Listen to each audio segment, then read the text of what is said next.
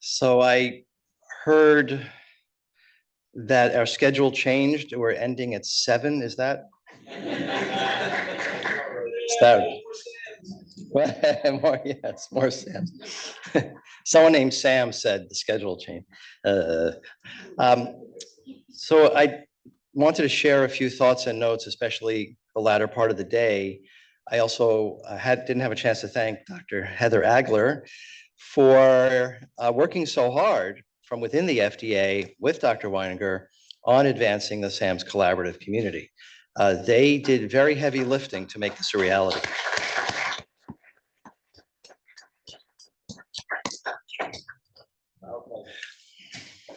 And this is not a subtle message.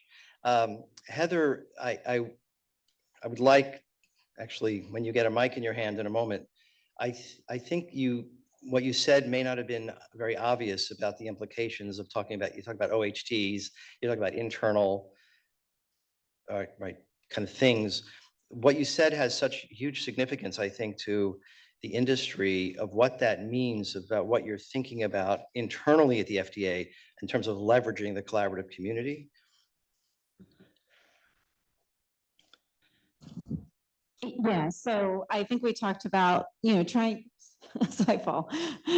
to get that expertise from within to get them involved. And, one of the things when we were trying to get approval to join this particular collaborative community, when we were talking to them, we gave our presentation. It's a whole thing with senior leadership, and it was senior leadership from across all of CDRH involved, and everybody was behind it. We really got 0 questions. We got comments about how they would agree upon it. We got those comments from the head of OHT1, which does respiratory anesthesia, among other areas.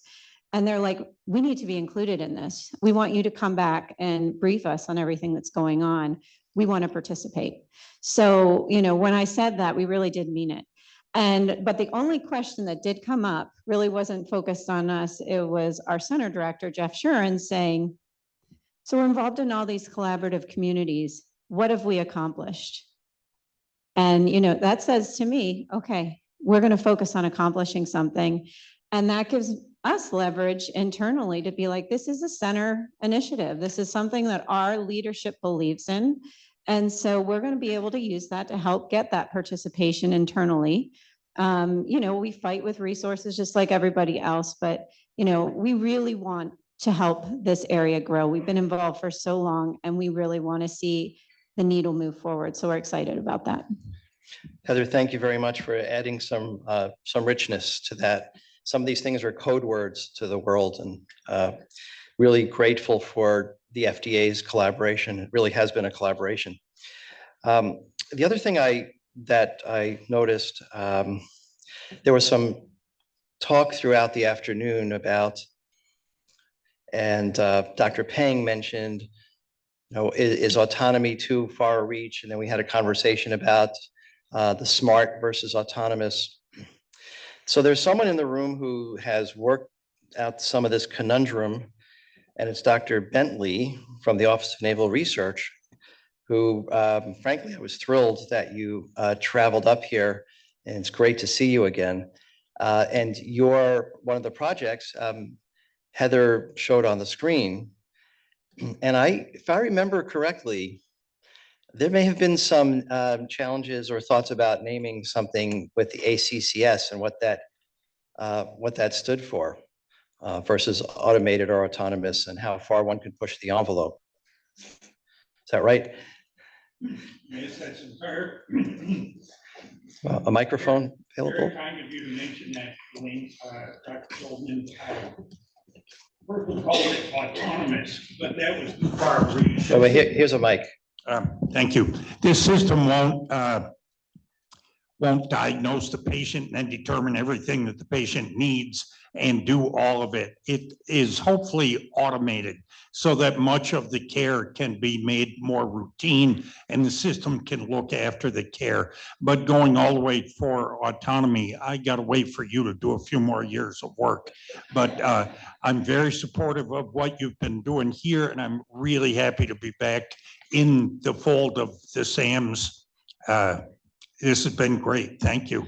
And this was something you struggled with, if I remember right, going kind of too far, too fast and claiming a level before people could come along. And I learned that lesson from you, by the way, in your office. And that's actually why we call this smart and autonomous medical systems, because we wanted to consider this tremendous value in having something that's a little smarter, but we all know where we want to end up one day. So thank you for that too. Just to carry that a tiny bit farther, we're making a smart dummy, which is.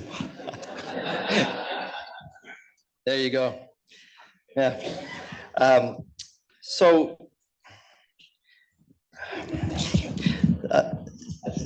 Yeah, right. Smart dummy. I think we all can yeah, feel that. So I'd like to share what I think is a little depressing. Maybe that the fact that so much of our conversation today was, well, could we do a little better? Maybe not kill as many patients. Like people are burned out. Is that what we want to reach for? I mean, I would hope that our goal is about achieving excellence, not just not doing miserably. So there's something wrong with that, to be beaten up and beaten down so much that we just want to do a little better. And that's our vision and our scope and our reach. I mean, I think maybe reach a little further and maybe settle for a little less. So I am, can sense that, well, people aren't ready. We did we performed a survey at a recent clinical meeting, and we asked anesthesiologists whether they would use remote control and autonomous closed loop control, say for IV anesthesia. And almost every person who responded, every anesthesiologist in every age group, when we asked them, when we segmented it, said absolutely. There were just a few that were questioning it. So it just isn't true, if we just with a broad stroke say they're not ready. They really are. Now that's a certain environment, they're physically there, they anticipate it'll be a tool, not a replacement.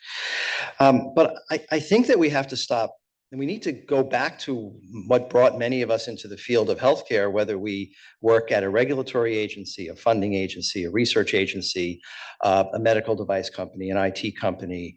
We didn't do this to just make things a hair better. I hope not. I think, look at everyone in the room. People have been in this for a long time, because your vision is actually to change healthcare in the manner that you can with the tools that you can, with the constraints that you have. So I think we should remember what brought us into this work. And I know a lot of you personally, and I know you're not here because you just want to get by, and this isn't the day off for you today. It was a hassle to get here. You had to make a case. You had to apply for funding. You had to sneak away from I'm not going to tell who snuck away from their desk to get here, but there are a few. That just wasn't the driver, right? We're all trying to do something bigger and better, and we're trying to do it together. And I don't want to lose sight of that.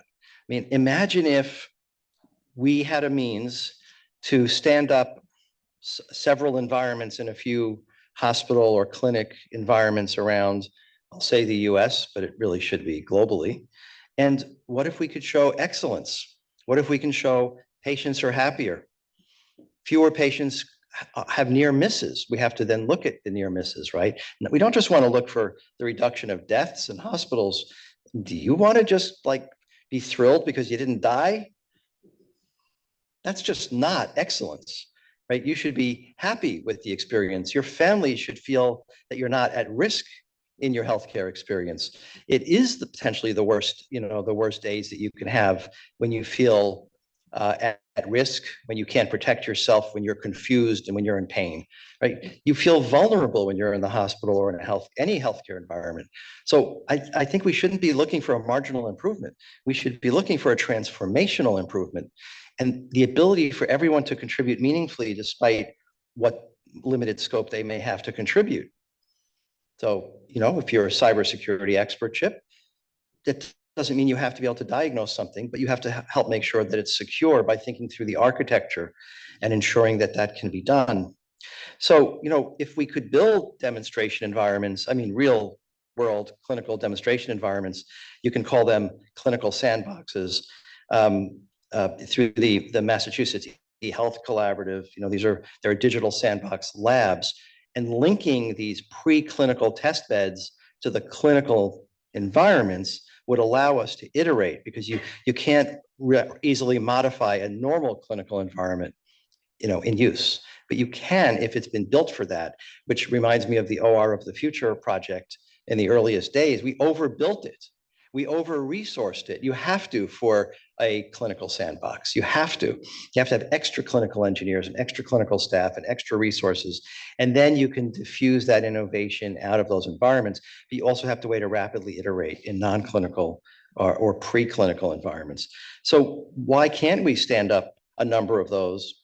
Doesn't have to be 100, maybe it's 6, maybe it's 8, maybe it's in different kind of healthcare environments. And we prove, reduced workload, less likelihood of burnout. We don't want to drop the number of people burned out. That's too late, right? Reduced likelihood of burnout, improved patient safety, improved patient experience, and reduce cost of care. I don't think you want to prove that in an over-resourced environment. You want to prove that you could modify workflow, clinical workflow, maybe earlier discharge, care at home. Home environments should be part of this, hospital at home.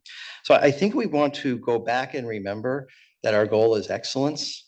Our goal is not making things marginally better. If that's the case, I really feel like we're wasting our effort. And I don't believe anyone would be satisfied with that. So our challenge next is to clarify what that path forward is so that everyone can contribute in a meaningful way with the skills, with the levers at their control. And I think that the lights not on, they didn't change color. The battery is dead, so the lights are out. So I guess that means that's the end. What's that? Yeah, and the lights are about to go out. So I'd like to really sincerely thank everyone who's here. And for those of you who stayed awake out in Radio Land and have joined us, and be aware that all of this will be available publicly. That's our intent, and as initially planned, so that we can, gather more expertise and skills and resources to actually achieve what we've been dreaming for so long. And I am not campaigning for another 20 years, just saying. I sure think that we want to move a lot faster and build on the foundation created to date by many of you in the room and many people who couldn't join us in person. So I'd like to thank all of you for doing all the work you've done, and let's gear up for moving faster and getting even more done together. Thank you.